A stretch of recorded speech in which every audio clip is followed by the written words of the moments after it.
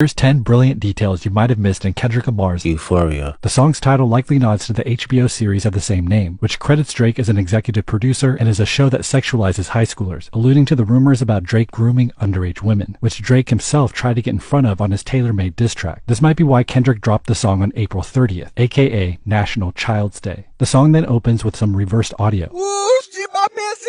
which when played backwards reveals this. Everything they say about me is true! This is sampled from the movie The Wiz, a black reimagining of The Wizard of Oz in which the wizard, played by Richard Pryor, is exposed for being a phony that's not even from Oz, which Kendrick is certainly using to jab at Drake for being Canadian. Everything they say about me is true! I'm a phony!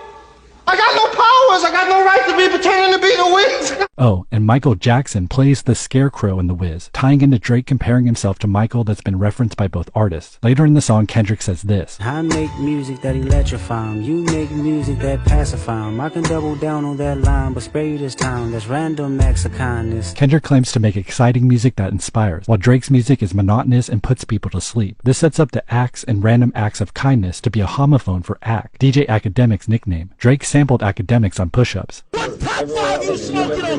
Yet in this same exact stream, Academics went viral for falling asleep while listening to Drake's CLB for the first time. It literally pacified him. Pacify, as in pacifier, also continues the subtle allusion to underage women, which Kendrick warns he can elaborate on, but won't just yet because he's being kind. Somebody had told me that you got a ring. On God, I'm ready to double the wage. I'd rather do that than let a Canadian nigga make Pac turn in his grave. The ring here refers to Drake recently purchasing one of Tupac's actual rings for $1 million.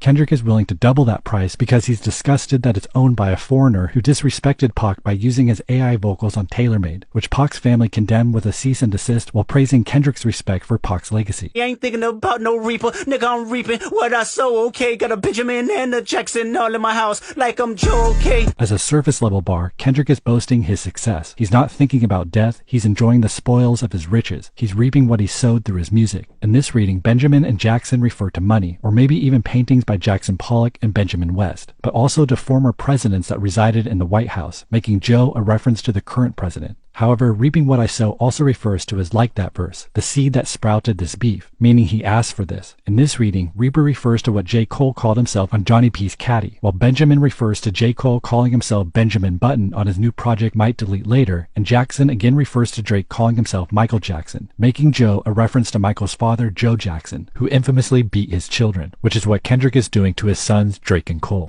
There's 3 ghosts left and I see 2 of them kissing and hugging on stage. I love them to death, and in 8 bars I'll explain that phrase. Kendrick again attacks Cole and Drake for teaming up on first-person shooter and a joint tour. I love him to death is odd since it would appear to be praise, but Kendrick says he'll clarify what he means in 8 lines, and here's what he says exactly 8 bars later. I pray they my real friends, if not, I'm YNW Melly. YNW Melly went to trial for allegedly unaliving 2 rappers, which is exactly what Kendrick aims to do with Cole and Drake musically, revealing what he actually meant by love him to death.